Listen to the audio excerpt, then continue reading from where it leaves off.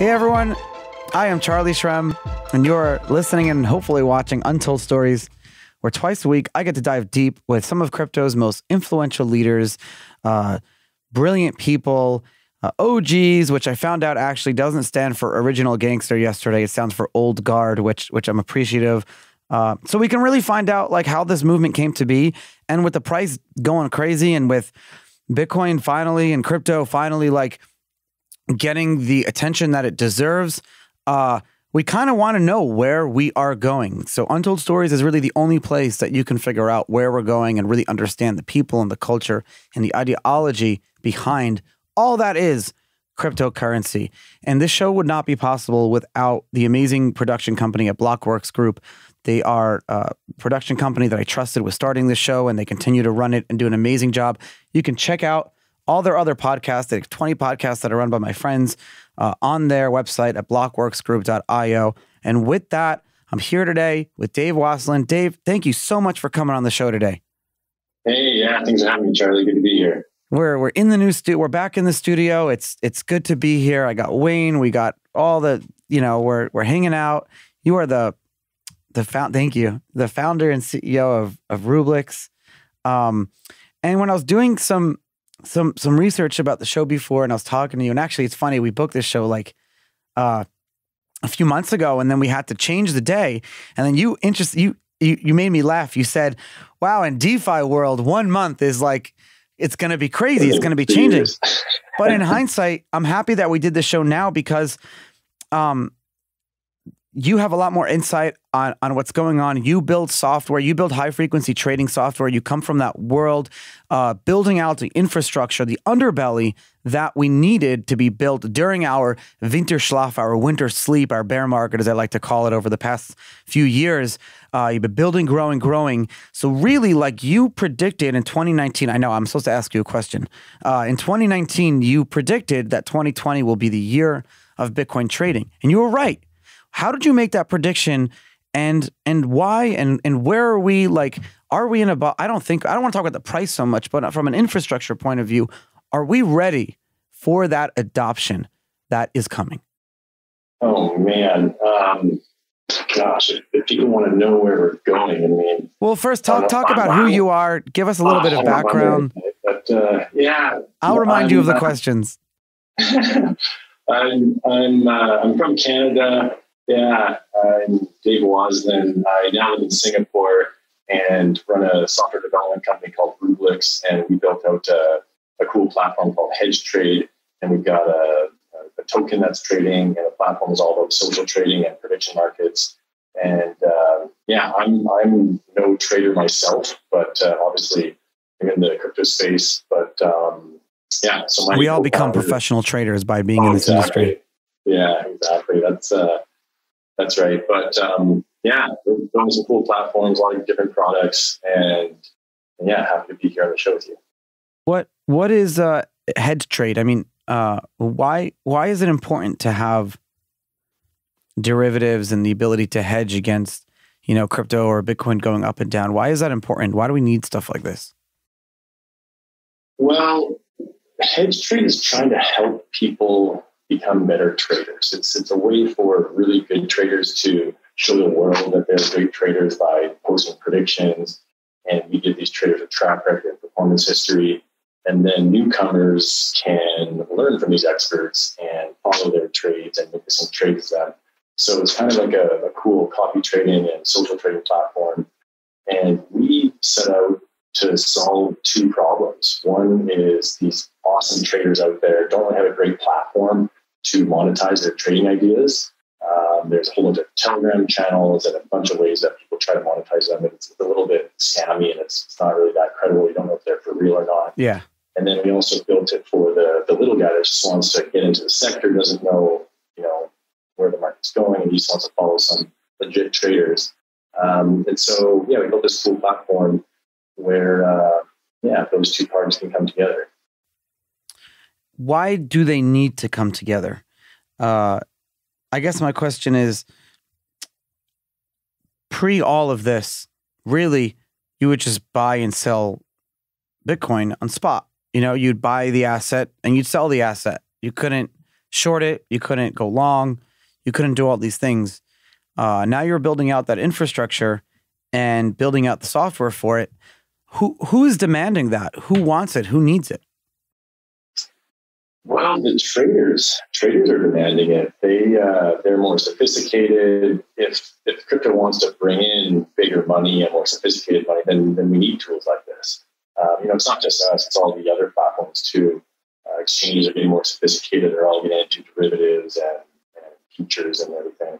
So, but it's just good for the sector. We need this. There's more robust custodianship. There's all kinds of banks that are getting into the sector. So this is all good stuff that we're doing. The operators of these businesses are doing to help grow it. Well, it's not just that, right? With HedgeTrade, you've effectively tokenized people's predictions. Is that a fair way to describe it? Yeah, kind of. Yeah, people stake on their predictions, and they have to put their money where their mouth is if they want to make a prediction. And then people can, purchase it to unlock it. Yeah. And so, it's funny because you see all these predictions, and the famous one is John McAfee saying, if Bitcoin didn't hit $1 million, he would eat his penis or something. I forget the bet that he made. But I mean, in the early days of Bitcoin, we were building out products and services that we needed for ourselves to use, and then you see people launching products and services and different coins, tokens, different things that were more experimental to see if the market wants it, the market demands it. Did you see a demand for this? Did you guys look at Twitter and say, wow, I wonder if there was a way to tokenize people predictions and let them earn profit or loss based on that? Yeah, we did see the need. And we actually came up with the idea ourselves because my co-founder actually is a trader, a really good trader. He was giving me his trading calls. He was just like, hey, buy this stock or buy this crypto. And then, a couple of days or weeks later, he's like, okay, hit the perfect spot. Now sell it. And I was just doing what, he was guiding me, and we were doing great. And we're like, well, we could build this out so that anybody could monetize their predictions. And so people like me, who was a crappy trader, could follow these experts. And then, we did some research into the other platforms and looked at Twitter and Telegram channels, and there's just a bunch of kind of trash out there. You don't know who's good or who's not. And so we wanted to make a credible system for it. Well, let's walk through this, right? So explain to me how this would work. Let's just say I think right now it's November, mid-November. And let's just say I believe that by the end of the year, I believe that Bitcoin will hit $50,000. Let's just say I want to throw that number out. And I want to put my money where my mouth is. And other people want to follow that trade. How would it work on HedgeTrade? What would I need to do? Walk me through it step by step. So you would make your account. You would deposit hedge tokens or Bitcoin. And then you would make your prediction. And you would say, I think Bitcoin's going to 50,000 from now till the end of the year. And you post a stake. So you're going to stake, let's say, 100 hedge tokens. And then you post this prediction. And then everybody on the other side sees Charlie's prediction. They don't know what you predicted yet, but you predicted something that looks awesome, which is Bitcoin is moving by, I guess that's 200. Wait, what do you mean they don't know? Oh, so they don't know what my prediction is, but they can still follow the trade. So they don't know your prediction until they pay 1/10 of your stake. So they pay 10 hedge tokens to unlock it. And then they can see your prediction. And they know the exact entry price and exit price that you predicted. And then if you get it right, then you earn your stake back and you earn the proceeds from all the people that paid to unlock it. And if you get it wrong, then all the buyers get their money back, they get refunded, and you lose your stake. So it kind of incentivizes you to be correct. Oh, can I stake Bitcoin or I can only stake tokens? You can deposit Bitcoin into the platform, and then it converts into hedge tokens. Okay. But we're building out more assets to stake. What type of predictions are people doing? Are they doing Bitcoin crypto? Are they doing it, you think, to hedge their own bets on the other side?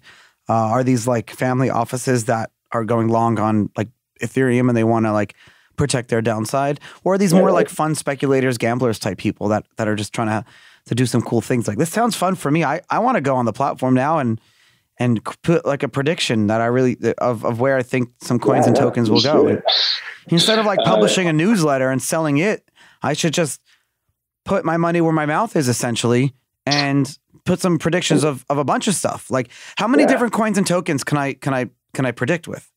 Yeah, so we're currently just in crypto markets. So, you know, some of the key top, I don't know, 10, 15 pairs we have on there, top 15 assets. But we plan to get into other derivatives and other asset classes. Oh, yeah. For sure, yeah. I want to blow everyone's minds right now, because they don't realize like how this is. So the infrastructure that, I keep using that fucking word. I should do a drinking game of the word infrastructure, right? Or whatever. Not drinking game, but whatever, you know, like a game or something. It's like when you used to watch 24, and whenever you would say, damn it, you know, everyone would have a shot of something. But so with this, what I'm really trying to figure out is how the mechanics can work and how the economics can work. Like, what is the optimal amount of stake that you would want to do based on a certain bet? Is it like a lever system? Yeah. So we currently have it coded so that 1/10 the stake is the purchase price to unlock it. We might change that in the future so that the trader can choose what he wants the purchase price to be. But the goal for the trader is to maximize his revenue. And so he wants to stake something that's meaningful so that people are like, okay, this is a cool prediction, and the trader has real skin in the game. So something, I don't know, $50, $100, $1,000 if you're short term. And then people will pay 1/10 to unlock it. And the cool thing is that you have unlimited buyers. You know, if you're a big influencer, you could have hundreds or thousands of buyers unlocking your prediction. So you could stake, let's say, $100. So it costs 10. You could have 1,000 people. So if you have more than 10 people, essentially, it's more than your stake. Yeah. Okay. Yes, and you have unlimited upside, because you could have thousands of people unlocking this. Wow. And you're 10x, 100x what your stake is, and then you can earn, you know, really big on from all your followers. And they're only paying you when the prediction becomes true. And so you're helping them make a great trade. They can earn money on the trade themselves and only pay a small fee to get your trading idea. And it's pretty much win-win. How could this be like, how could this be ported over? And this is what I was trying to say earlier with blowing people's minds. How can this technology be ported over to the traditional world? So what I'm talking about, if there was like a legal way to securitize real estate or assets, or securitize cash flow of a company, or securitize my house, or anything that's not in the crypto market already where you can use a smart contract, how can this technology be ported over that? Like, I'm just thinking, if I own a commercial building, for example, that's worth $1 million, and I believe that with the business that I do in that building, I wish I owned a building, by the way, but if I did that, and I would say, okay, I believe that with everything that I'm going to do, this building within 1 year is going to have an appraisal of like 1.5 million. And then everyone can put like up to $100,000 stake in there to have part of that. Like, is there anything in what is? Yeah. But what would that be called? Like, how would that fall in? What is that insurance? It's like how would you regulate this? It's I know we talked to some lawyers about it, and this is brand new. It's actually a derivative. That's the best term that people can come up with. There is people don't even know what to call this. So you're derivatizing. I'm not sure if that's a word. You're creating a derivative of the asset, and then you're predicting what that derivative. So you're going long on your own derivative, and then you're allowing people to follow your long trade. But they can only follow the trade if they stake 1/10 of. Yeah, this is like, you're going to have to create some new laws, my friend. And that's not fun. Go to Wyoming or come to Florida. I can introduce you to some politicians here. I know, it's why I live in Singapore. That's why I moved here. I'm really excited when I get to talk about projects and companies that have been around since the early days of crypto and supporting those projects. In many parts of the world, banking services simply haven't advanced at the same rate as the adoptions of smartphones and the internet. Africa, Southeast Asia. They're skipping entire financial services over. They're skipping people over, and they're not even building out that infrastructure until cryptocurrency. We all know this. We've been hearing about it for so long. Electroneum, a company based in the UK, decided to build an entire ecosystem based off of financial inclusion, empowering people, getting them involved, not just by working and by earning, but also by spending and being part of that community. Anytask.com is a company that's powered by Electroneum, over 500,000 users, and you have the ability to do all these freelance projects, earn money, earn their tokens, and not only just earn ETN, but also be able to spend it on all these different things. What's crazy is that, and what's crazy good is that Anytask is attracting not just crypto people, but actual talented freelancers that are willing to take ETN in return for doing all this work. It's literally created this whole ecosystem. And the thing is, it's not been just like a new novel idea. It's been around for a while. They're doing it. They're growing every single day. They're doing millions of dollars in transactions. You got thousands and thousands of different people on the platform offering different services. And you should go check it out. It's so cool. The staff are great. The people are great. Everyone on the platform is so cool. According to ETN Everywhere, their official merchant directory, ETN can be spent in over, I think it's 2,000 physical locations and online locations worldwide. You're talking about in 140 countries, mobile airtime, shops, TVs, all these different things, not just being able to spend it. And so check them out, Electroneum, Anytask.com. Support my sponsors. They're so cool, and I'm excited for you guys to check it out. Oh my God, there are hundreds of blockchain projects out there, but one thing that unites them all is the need for power. Think about that. The need for mining, whether it's for staking or actual proof of work mining, they all need power. At the same time, many oil and gas projects, not crypto projects, but oil and gas companies, they're wasting the gas they extract because it's too expensive to pipe it to the market. So here we are, we have two problems and a perfect solution. Permian Chain places industrial grade data centers. They're mining for Bitcoin and crypto at these spots. They can offer blockchain projects abundant processing at a reasonable price. And that's what they do. They're giving crypto asset miners an efficient way to mine. They're giving companies that need power to secure their blockchains the ability to have resources, and oil and gas companies get revenue. It's so cool. They think it's a neat way to get together. Make sure you check them out, permianchain.com or permianchain.com/Charlie. Well, let's talk about that for a second. You know, you moved from Canada to Singapore. You're definitely talked to a lot of lawyers like me. You probably have many lawyers on staff or whatever.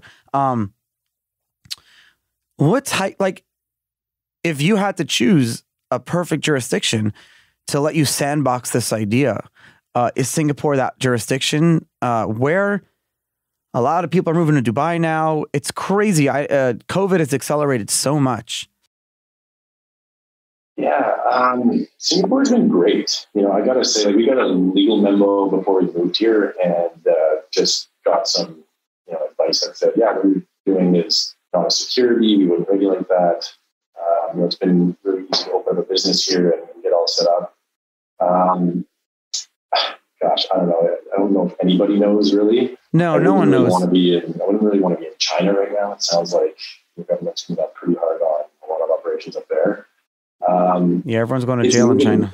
It's moving though, right? Like it's just a moving beast. But yeah, Singapore's been great. I'm really happy with it here, and a lot of people are coming here in the crypto space. So I think the government's going to be pretty open and wanting to adapt progressively and bolster the industry. I work with a lot of people that are based in Singapore, all over. Do you see? I remember before COVID, there was, Hong Kong was losing its luster as the financial capital of the world, and Singapore was becoming that. Are you seeing that same thing still? Yeah, big time. Really? Yeah, I am. We are here. Hong Kong's had a rough year and a half. China, I think once the borders open up, there's going to be a mass flood into Singapore. It's kind of already been happening from Hong Kong and the rest. But yeah, then there's COVID, and then there's other government crackdowns. Singapore is great, and we can look China. I know I miss the food too. I miss the food in all those countries and the people and everything about it. I miss traveling so much. You're friendly. Like it's good. I know. Hot. I like it. I'm in Canada, so it's nice weather. I wanna ask you, when you're in your product meetings and you're building out the technology and just even designing like the user interface of HedgeTrade, who are you thinking in the back of your mind that is using this platform? Are you know, there as I'm talking to you, I'm thinking like, I'm not a trader, but I would use this to hedge life, right? So are you building everything out more for like those traders, or is it built out so for more of like a user who wants? Because I know that in order for, and as far as I understand it, you have to have like proven track record. So like I don't have a proven track record on HedgeTrade or whatever. So how does that kind of go into effect? Yeah, well, the idea is that you build up your track record and you stake something on all of your predictions so that people can tell that you're not just a scammer with a whole bunch of predictions and create new accounts and whatnot, because you have to stake something. So we build that up. But no, we build the UI for the retail market. We want this to be fun. We want it to be gamified. We want it to be user friendly. It's a place where, you know, we're not going to compete with derivative exchanges and, you know, like option trading with, you know, high frequency, whatever. Like this is really cool. This is like a real product. You guys are like a real company here. This is not a joke. Oh man, I'm looking through it now. This is very brilliant. It's probably one of the most novel things I've seen in months in this industry, to be honest with you. And I wish I knew about this yesterday because, well, I knew about it, but I wish that I had understand the details more, because I gave a talk at a yacht club of all places, because I'm trying to get, you know, I'm still going out there preaching the Bitcoin gospel. But I was trying to explain to them how we're literally inventing, our industry is inventing new types of assets and new types of derivatives that can never have been done before without blockchain technology. Because, and this is where people need to understand that I'm wrong, blockchain is not about one trust handshake now. With something like HedgeTrade, you're talking about like 3-4 handshakes that need to happen. You're talking about trust. You're talking about aligned social and financial interests. How would you do this without a blockchain? That's my question. It's a crazy question, right? Like, I'm thinking about it now. You'd really, really, really have to rely on centralized authority, and there'd be zero transparency. In fact, this model wouldn't work without extreme transparency. It wouldn't work. It's crazy. Yeah, I know. That's kind of how it all started. Okay, so tell me some stories. Like, what were some of the first blueprints? What were some crazy profits that people made? Like some losses? Like, what mistakes did you guys learn along the way that you had to fix in the beta? Because you had like 500 testers in the beta. What did you realize? Any like socio things? Oh yeah, we don't have enough time to talk about all these things we made, but what's cool is that there's different types of users from all over the world. I mean, we got big whales on there. We got a few hedge funds that are using this to post track record and build up, you know, portfolio and company track record. There's, you know, people from different countries, and that's been the most exciting. And then, you know, we get feedback from our users. We always try to integrate that feedback, and people like it. Like, people are saying this is one of the few products that they actually like. That's cool. That's different. There's, you know, all the exchanges are kind of competing with each other. They're all similar, and, you know, dime a dozen. This is something that hasn't been done before in the crypto space or any sector. And we think there's a lot of different areas that we can take it to, like other asset prediction or sports prediction or political predictions. And this would be great for sports predictions too. This would be so good for sports predictions. It would be so good, yeah. But political predictions too. Like, this would be, if we had the ability, like Trump Biden during this,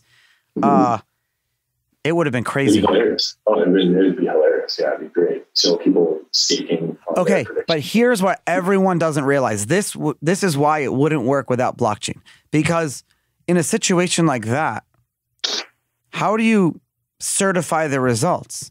at least with the oracles of crypto, you don't really have to worry about like an argument or like a disagreement over what the result is. I remember when I was like binary trading, I was betting on things like how many clouds in the sky, how many planes traveling over.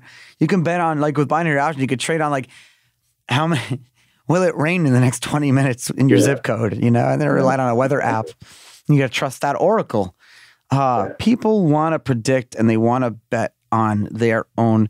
Imagine, okay, so imagine if like, this happens all the time, right? Like you're sitting in a group with your friends and family, and everyone has that friend who's like, oh, do this, and you know, I agree with that, and you're all wrong, and blah, blah, blah, and he or she, whatever.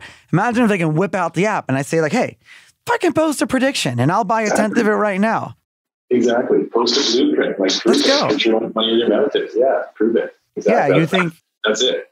Like There's I have a great that jackass for sure. Who's like, oh, I knew it. I knew Bitcoin was going to hit 18,000 by November, whatever.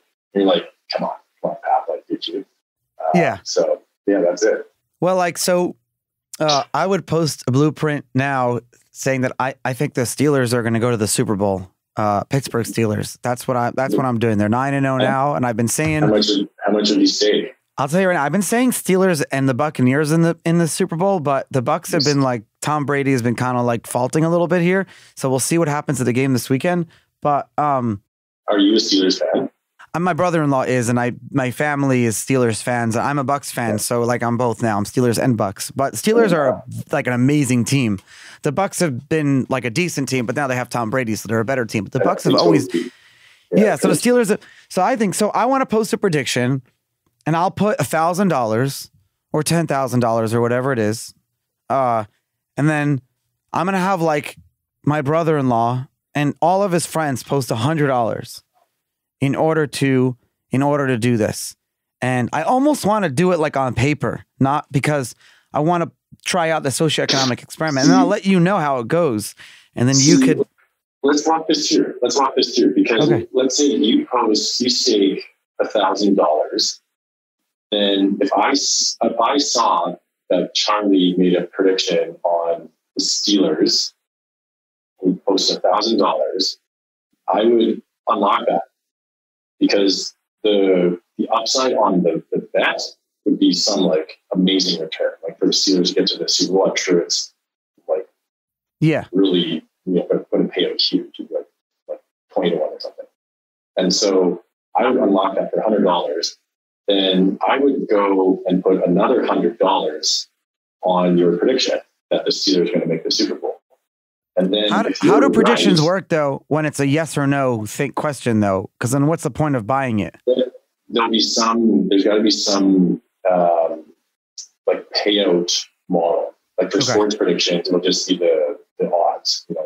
We'll odds. We won't show who you picked. Like you'll pick a team. We won't know who you pick, but if I would put $100 on the Steelers to get to the Super Bowl, and then I'm sitting pretty because if you're wrong, I'm going to get my $100 back from you and $100 from your stake because we actually, when you lose your stake, we give that stake out to the initial buyers. So who loses in this situation then? If you get it wrong, then you lose. If I purchase it and get it wrong, I get my money back. If you get it right and I didn't bet on the Steelers, then I would lose because I gave money to you and I didn't make money over it. Okay, so assuming, let's just say 50 people came in, so that's $5,000, and assuming the tokens were traded at $1, I originally put in $1,000, so 1,000 tokens. Now it's 6,000 total tokens in this blueprint. What happens when the Steelers make the Super Bowl? Then you get your 1,000 back, and then you get 70% of all of the proceeds. So of that 5,000, you would get 3,500. So you would get that, and then we take that 30% and we distribute it out to our leaderboard in our platform, or distribute it out to the stakers, like people that just have hedge tokens in our platform. We do a pro rata distribution out to them from this commission. And then we burn some of those tokens. and then we take some of those. So there's a whole commissions token out. economic system in this situation. Then you guys, Yeah. that's your business model, which is great because it's important to have one. And then what would the stakeholders make? Then the people that, you mean the buyers? Or Yeah. the buyers, they would forego that $100 because you were correct. So oh, so they only buy if they want to be against me. Well, but they also, like, I would buy it because I would want to make the same bet as you. Like, I would unlock it, not care about my $100 here, and then go put $100 on the dealer. This is going to pay out like 20 to 1. So if you're right, I'm happy to give you $100 because I would make. Like, I see what's going on here. So I have a crazy feature idea for you. Could you change the profit distribution of the stakeholders if a bet is lost based on first in type of situation? So you're incentivizing people from coming in early first. That's how we do it. The first 7 people. So let's do a scenario when you're wrong. If the Steelers don't make the Super Bowl, then you lose your $1,000, and we take 70% of that and give it out to the first 7 buyers. So every buyer, if you're wrong, gets their $100 back, and the first 7 people get an extra $100. So they double their money. Oh, this is so cool. How are you seeing things play out? Like what, you have internal chat rooms, the Telegram channels and things like that. What are traders kind of like saying? What are they conversing about? Are people like talking about, trash talking? Oh, my blueprints are killing it right now. I'm the best trader. Or people like talking about their different ones. What are the type of chatter that goes on there? It's all very healthy, and we have a really strong following, and people are giving us feedback, and we're taking that feedback, and we know that we've got a lot of changes to make. We have a lot of upgrades to make. One of the key next things is, just since we're starting with crypto trading predictions, the next thing is integrating directly with an exchange, because people want to unlock the prediction, then they want to go make the trade. So we're going to build that in. But people are, collaborative. They're like, how are the markets looking? And, people are, there's no real antagonists or anything. People are just kind of supportive and want to profit. This is amazing. And it's very cool. And I think that a lot of people, how would you now connect non-crypto oracles? Like if you wanted to predict the weather on a certain day, I don't know if that would be hard. Would you connect to a certain weather app and then trust that oracle? And then what would happen if there would be like a scam situation?